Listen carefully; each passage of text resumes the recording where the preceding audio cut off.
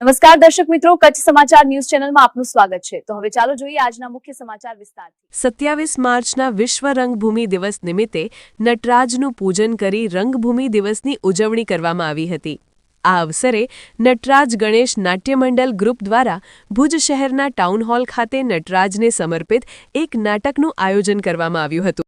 દુખી ગયો લાગે છે, આદુવાળી ગરમા ગરમ ચા પીવી પડશે। ચા તો મારે સવારની પીવી છે, પણ મને ત્યારે સાચી ને ચા પીવી છે ને, પીવી જોઈએ તો બેસો ને છાના માના। હા બેસા જલ્દી ચાલતા ચાલતા ચાલતા હું એના પપ્પાને મૂકીશ। મમ્મીજી નાટકના કાર્યક્રમમાં કલાકારો દ્વારા સુંદર અભિનય રજૂ કરવામાં આવ્યો હતો, જેને દર્શકો તરફથી ભારે પ્રતિસાદ મળ્યો હતો। રંગભૂમિ પ્રત્યે લોકોમાં જાગૃતિ વધે અને કલાકારોને પ્રોત્સાહન મળે તેવા હેતુ સાથે આ કાર્યક્રમ યોજાયો હતો। નમસ્કાર, મારું નામ પૂજા જોશી। હું શ્રી ગણેશ કચ્છી નાટ્ય ગ્રુપ સાથે છેલ્લા 7 વર્ષથી જોડાયેલી છું।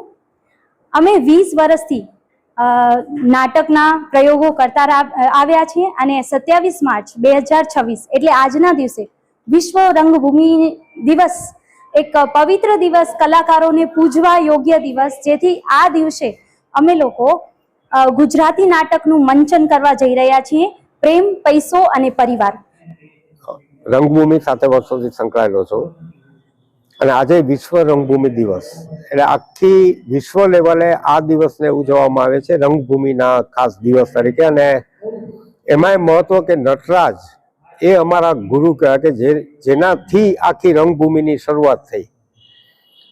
આજે કચ્છમાં વર્ષોથી થાય છે, નાટકો થાય છે, વિશ્વ રંગભૂમિ દિવસની ઉજવણી થાય છે, પણ ઘણા સમયથી ગણેશ નાટ્ય ગ્રુપ છે એ લોકોએ આ પરંપરાને જાળવી રાખી છે અને આજે પણ એ લોકો જે આખું આ નાટક કરીને નટરાજને અંજલિ આપે છે, નટરાજની આખી પૂજા કરે છે આરાધ્યની, એ ખરેખર ખૂબ જ સારું ઉમદા કાર્ય છે।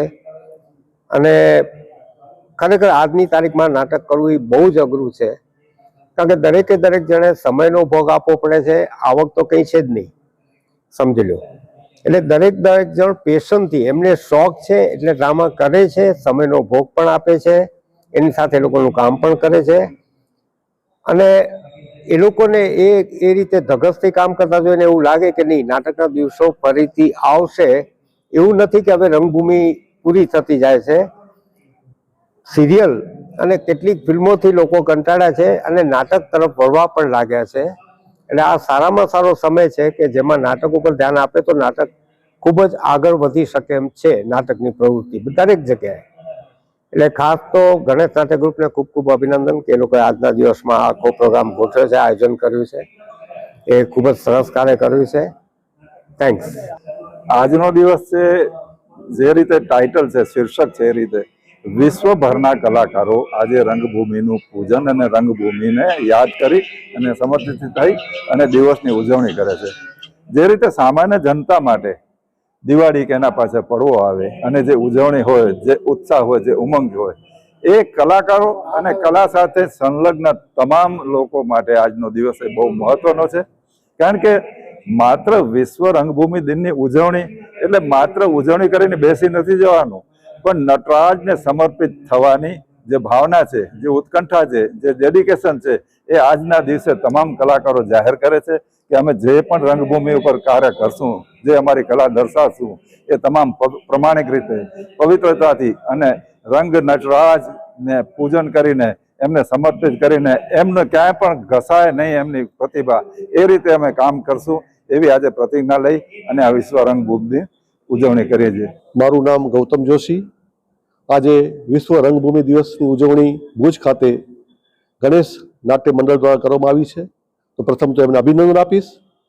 હવે રંગભૂમિ કચ્છની પરંપરા સાથે જોડાયેલો એક વિષય છે।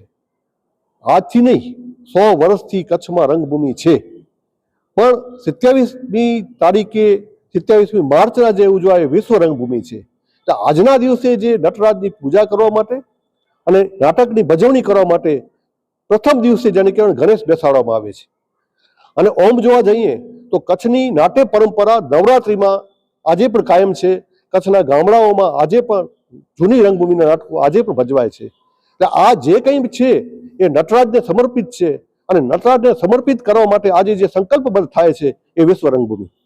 નમસ્કાર દર્શક મિત્રો, આ હતા આજના મુખ્ય સમાચાર. તાજા સમાચાર સાથે ફરી મળશું. જોતા રહો કચ્છ સમાચાર.